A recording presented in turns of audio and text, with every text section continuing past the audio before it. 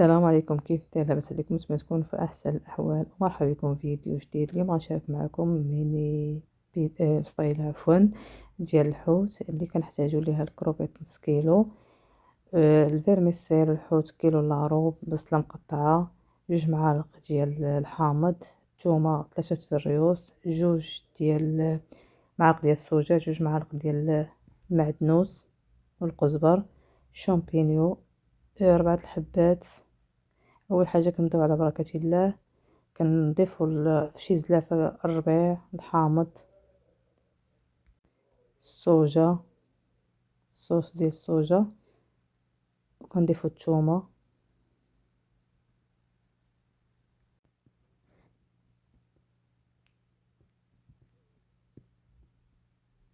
كنضيفوا التوابل، معلقه صغيره ديال الفلفل الحار مع مراش، راس معلقه ديال الفلفل الاسود، معلقه كبيره صغيره ديال الفلفل الاحمر، وسكينجبير حتى هي معلقه صغيره.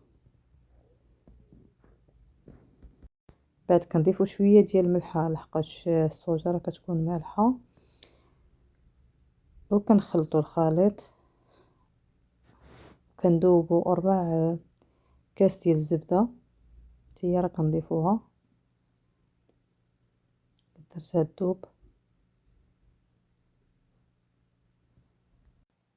من بعد غادي نضيفوا 4 كاس ديال الزبده دايبه، وتنخلطوا مزيان. من بعد ما تنخلطوا الخليط مزيان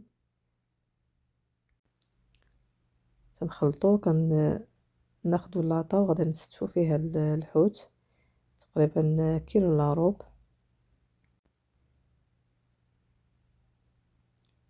ندخلوا المكان اللي باش نحطوا فيه اللاطه.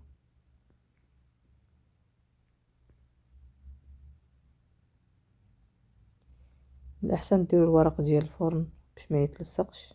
كانت قبل درتها جاتني تلصقات لي في اللاطه وخدهمتها. وكنستفوا الحوت في اللاطه، وكنحاولوا نديروا لاصوص في الحوت من الفوق، كندهنوهم غير الوجه ديالو.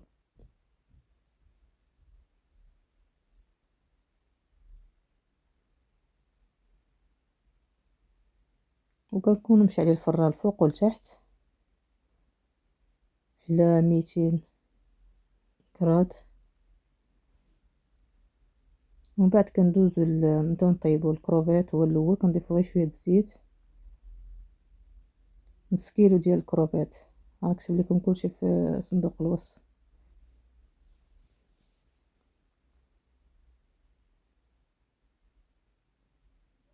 كنكونوا مقطعينه. انا كنجيبو هذا، ما كنجيبوش هذاك المسلوق، عاد كنطيبوه. كنضيفوا عليه لاصوص اللي صايبنا، وكتخليوه تخلطو مزيان باش تدخل فيه الاقامه.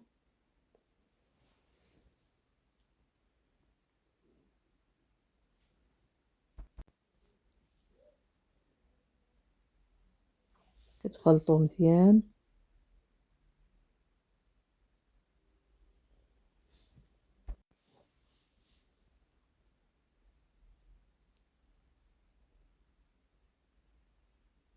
بعد ما تيطيب الكروفيت كنضيفوه في شي زلافه كبيره،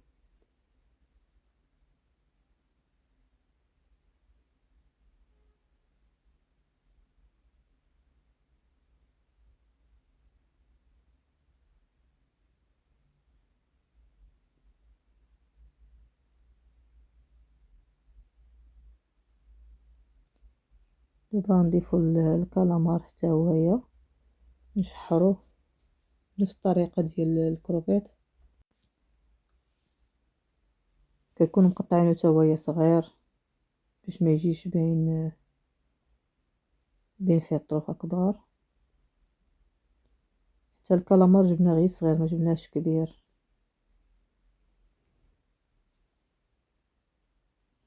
كنضيفو فيه حتى هو شويه ديال لاصوص. ديك لاصوص غادي نخلطو بها لكل شيء، يعني كل حاجة فيما كنطيبوها كنضيفو منها شوية.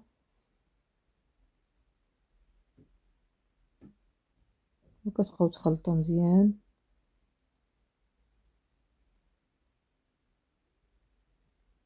من بعد ما نشف ما كيطلق الماء بزاف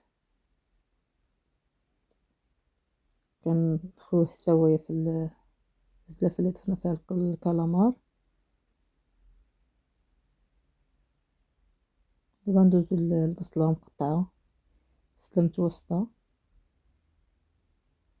نضيفو فيها حتى هي شويه ديال لاصوص،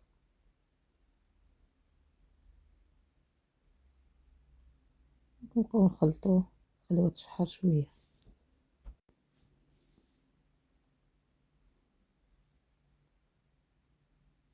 بعد غنضيفو عليها الشامبينيو اولا الفلفل. الاحسن تاخدو خضر احسن ما يكون هذاك اللي كيكون معلب، ما تيكونش صحي بزاف. واللي بغا يديرو ما كاين حتى شي مشكل. كتخلطوه مزيان. دابا غادي ندوزو الحوت كما شفتو خرجناه، ما نخليوش يطيب بزاف، خصو يبقى شويه فتي باش كيبقى يتفرتت لكم بسهوله. كما كتجرو بالمعلقه راه تمشي بالزربه. تبقاو تفرتو على هاد الطريقه هادي حتى كتكملوه كامل.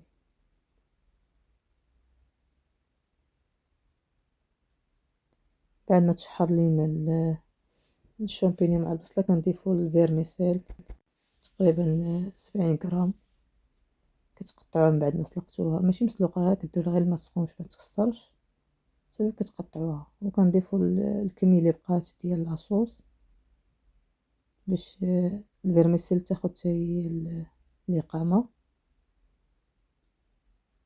وكتحاولوا تخلطوا مزيان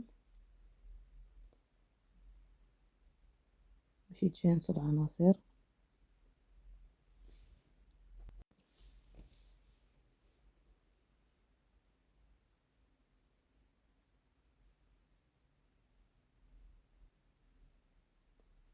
من بعد كنضيفوا على العناصر الاخرى اللي درنا. دابا غندوزو للحوت تاوي نحطوه تاوي معاهم في السلافه.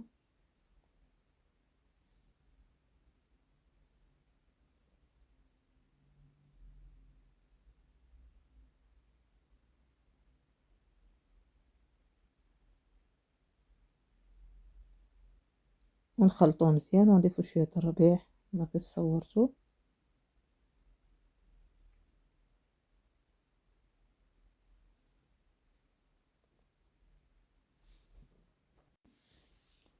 نخلطوه مزيان باش يتجانسوا مع بعضياتهم باش ياخدوا نفس المذاق.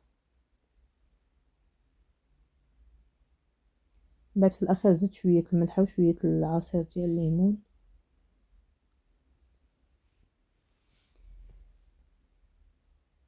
ما تعجبني الحامض يكون في البسطيله. وكتاخدوا اي زلافه عندكم غارقه شويه، ما تكونش غارقه بزاف. وكتاخدوا الورقه ديال البسطيله، هاد النوع ولا اي نوع عندكم كتستعملوه، وكتبقاو تحطوا الحشوه لداخل وكتقادوا على الشكل هذا.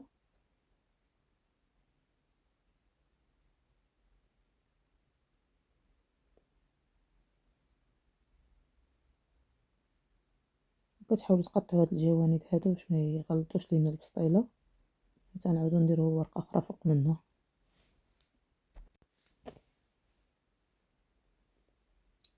كنبداو نسدو بالبيض ديال البيض اولا صفار ديال البيض.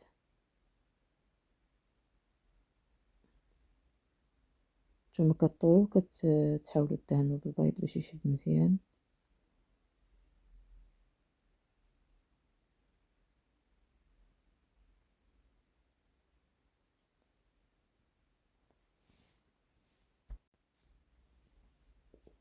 كتبقاو حتى كتكملوا السدان. المهم لقات بانت لكم شي حاجه خارجه كتقطعوها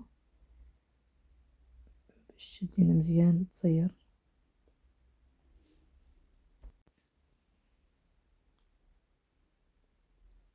حاولوا تسدوها مزيان باش ما تحلش. كتاخدوا ورقه اخرى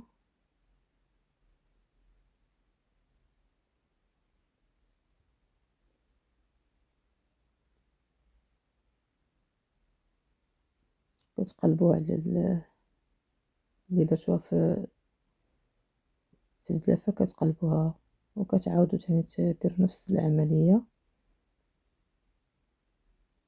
كتقوطوا الجوانب ديالها حتى كتكملوها.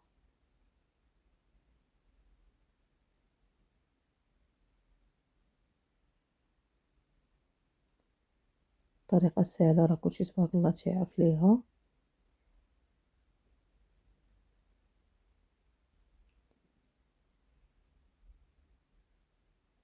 تسدوا كاع الجوانب كاملين، كتسدوهم